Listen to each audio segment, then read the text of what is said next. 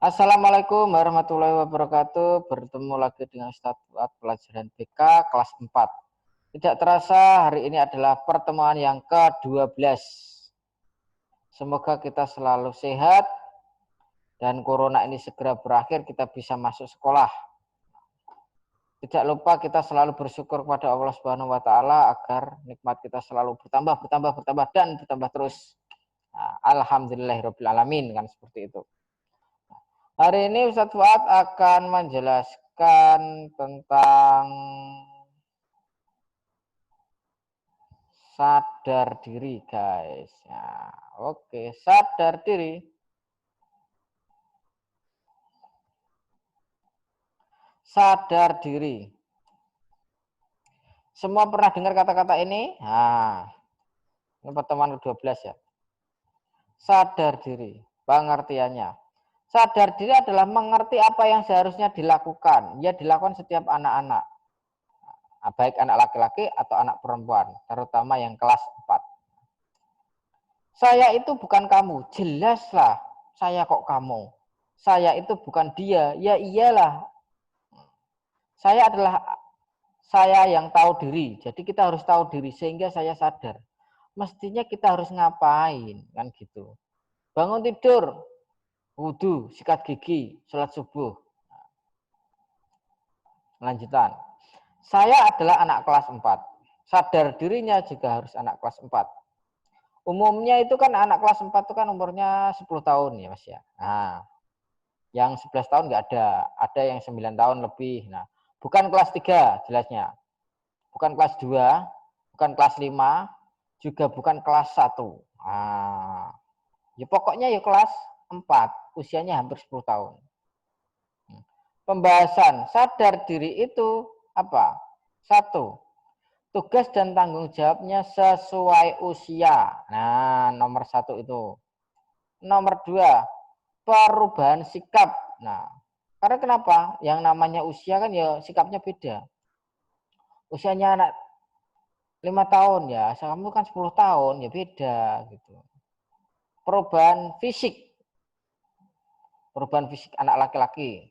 Yang kedua adalah perubahan fisik anak perempuan. Nah, membahas perubahan fisik. Nah, jadi nanti secara anak laki-laki akan Ustadz Fuad jelaskan dengan banyak, tapi kalau perempuan nanti ya nggak begitu tahu saya. Nah, apa usia nomor 1? Tugas dan tanggung jawab sesuai usia. Oke. Tugas tanggung jawab sesuai usia ini sangat penting sekali. Nek nggak penting nggak dipelajari. Jika kita ini kelas 4, mestinya harus bersikap seperti kelas 4. Jangan sampai kita anak kelas 4, tapi sikap kita seperti anak yang tidak kelas 4, guys.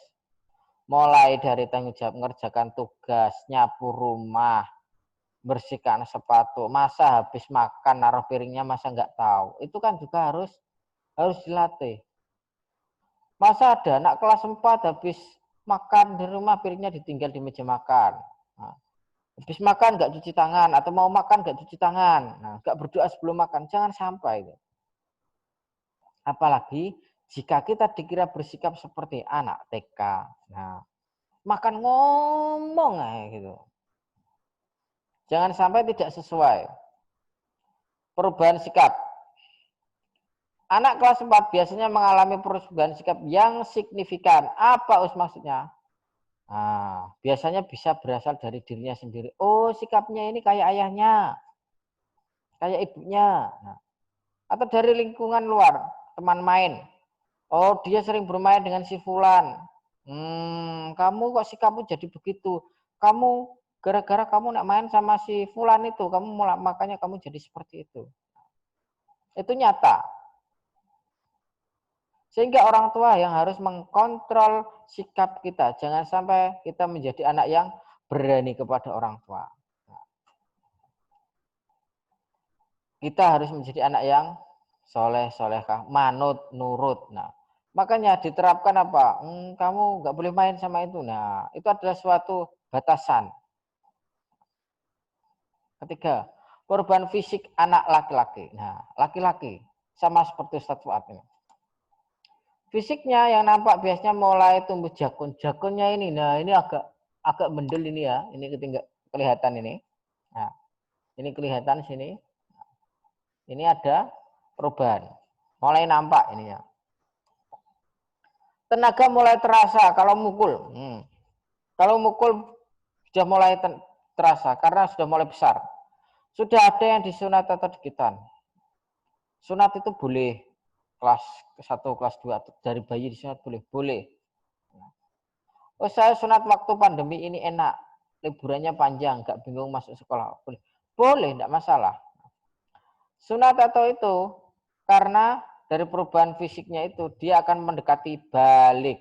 Nah, balik itu gimana? Dosanya ditanggung sendiri. Nah, bukan orang tua yang nanggung. Nah, kewajiban sholat. Nah, belajarnya sholatnya, bacaannya harus dimaksimalkan sebelum kelas 6. Sebelum semuanya apa?